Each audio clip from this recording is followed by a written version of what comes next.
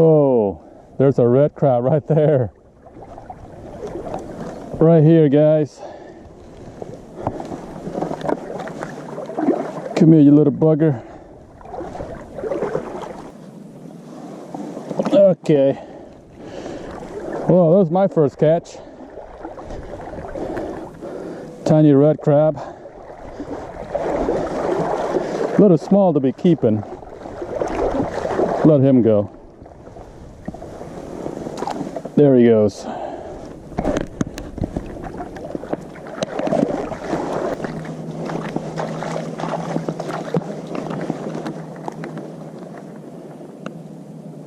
Oh, here's like one clam. It's a butter. And this one was right on the surface. Weird. Usually they are beneath the ground, but this guy's right on the surface. Well, first clam of the day. Quite surprising, pretty easy.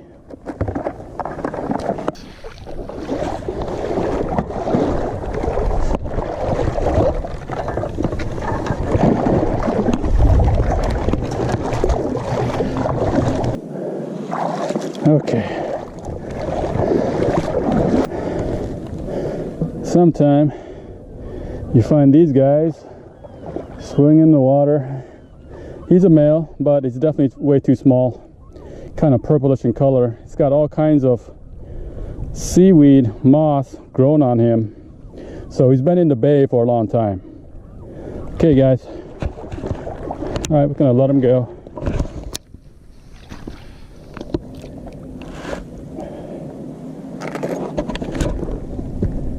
There he goes. What's up, everybody? PK here. So I got a request from somebody who wants to see some underwater clamming videos. So I'm going to try to do that today. Specifically, they want to see that rake go into the sand. Okay, so we're going to be digging for cockles again. And I try to put a GoPro on there and get some underwater shots, okay? Okay, so let's set this up and see what we can do. All right, so there we go. Got the rake cam on. Rake cam, clam cam, whatever you want to call it. So basically, we're just gonna rake the mud here.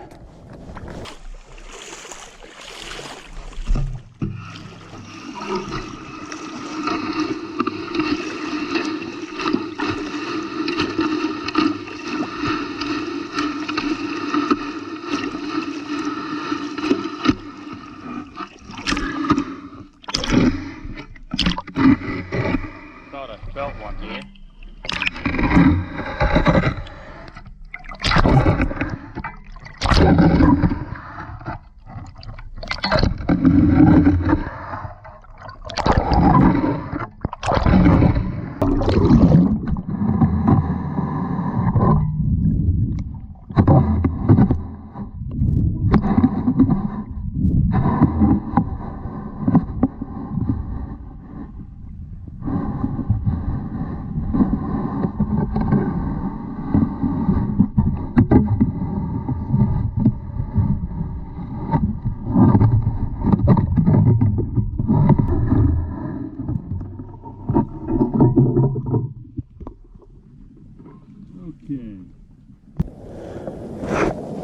Okay guys, so there it is. That's a pretty big cockle right there. He wasn't very far from under the surface. So for the first clam, actually second clam, that one we found was over there right on the surface. So you can have 20 of these guys, 20 clams, and if they're gapers, I think you can only keep 12. Okay, so let's keep going.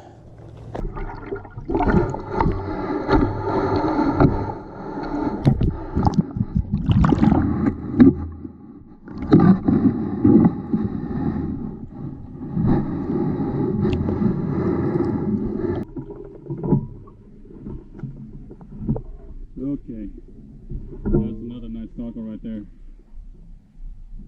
Pretty cool. Okay guys, so let me show you what we got so far. I would say about 5 minutes in. This was the easiest one to find. I think somebody dropped this yesterday while they were clamming. He was right on the surface. This is a butter clam, and they're usually underground. They're usually about 6-7 inches deep. That was a pretty quick and easy find. And then we got 2 big cockles here. All right, they got those ridges there. Those are the cockles. This one's a little smaller. Yeah.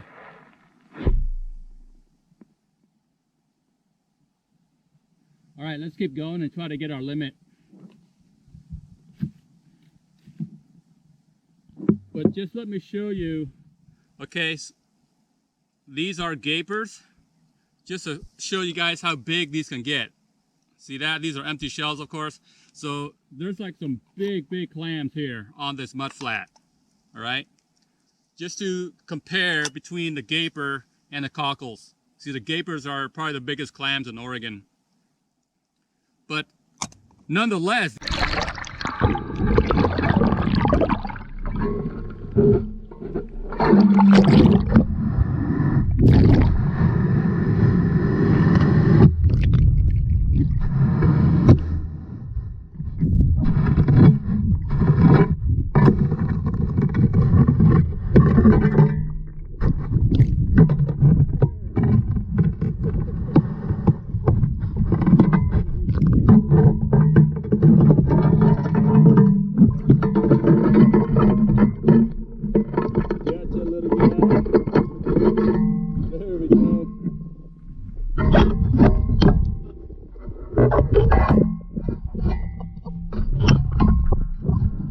okay guys, so we have a baby Dungeness crab. That's a female. They have to be 5 3/4 inch before you can keep them. So he was just digging himself in the sand.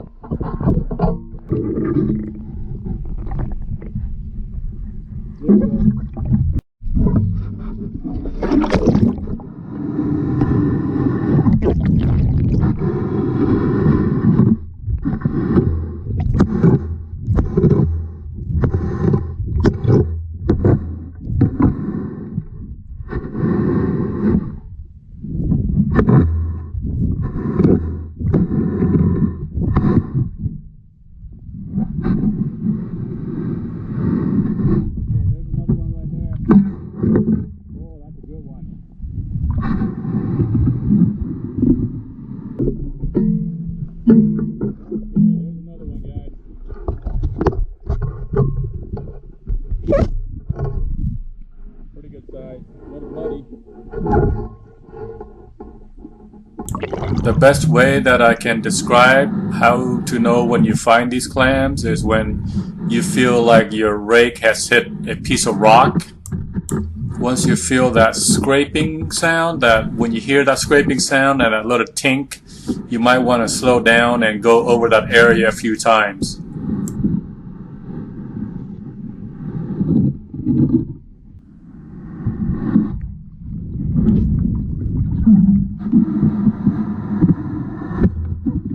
So here you hear that scraping sound, so you just want to go over a couple more times and try to pry it up.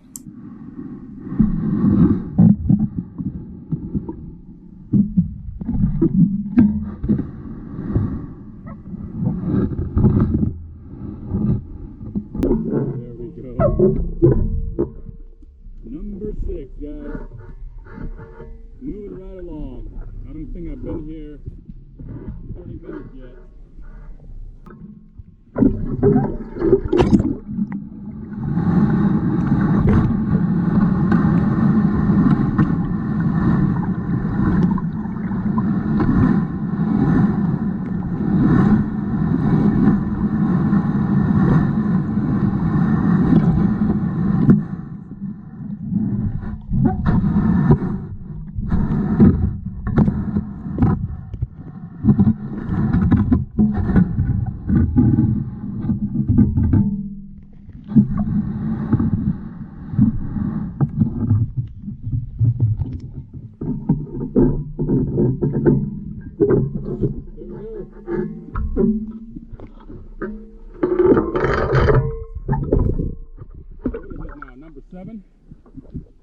The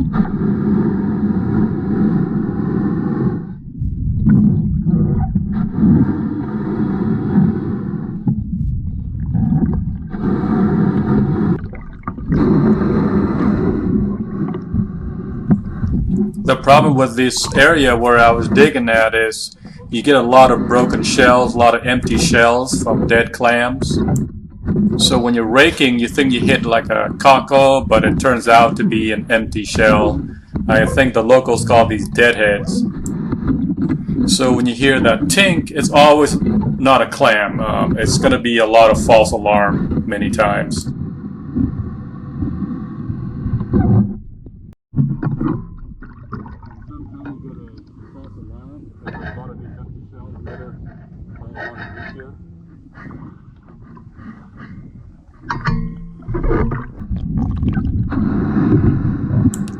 Here's a good example. Now you're raking and you feel that tink, that metal hitting rocks or concrete. So you investigate that area, you dig it over several times, try to pry it up. And as I said before many times, the best time to find these clams are during a low tide. These clams, they live well below the tide line, especially the bigger ones. If you come here on like a normal tide, on like a zero tide, then you're gonna find the smaller size ones. If you want the bigger clams, come here when it's on a negative tide, like a -1 foot or lower tide.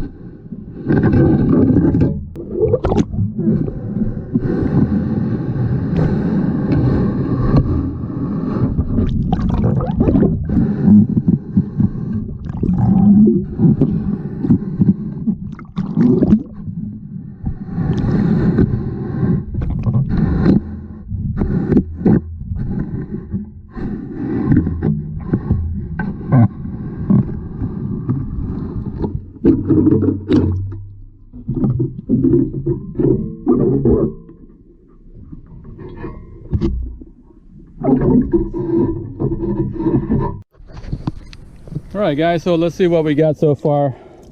There's one.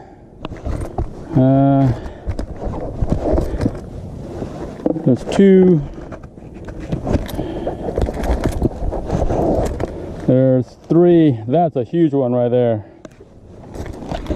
There's number 4, 5, 6,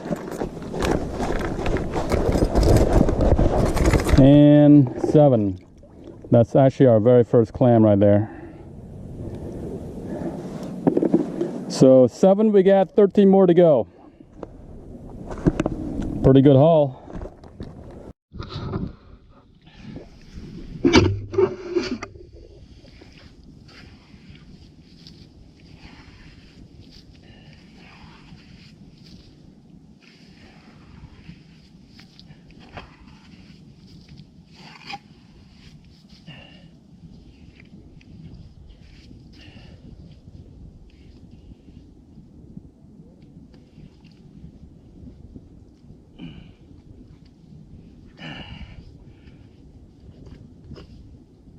Oh man.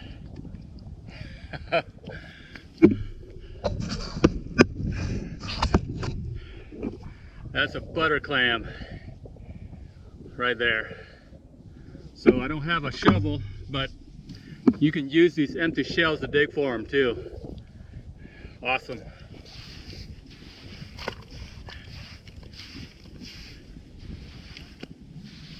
It's a good idea to cover the holes when you're done.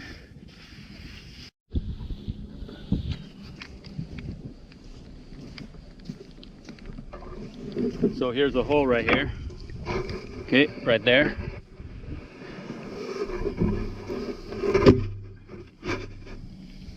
Use that shell to dig them. So the butter clams, you can see the holes right on the surface, and the holes aren't very big. You can probably fit your pinky in there. Usually the bigger holes you find, the bigger the clams. Now as you can see, the best clamming tool is actually those empty shells that you find right along the beach. Some of these empty clam shells are about 6 to 7 inches long, and they make a great tool for digging. And you can find these empty shells all over this mud flat.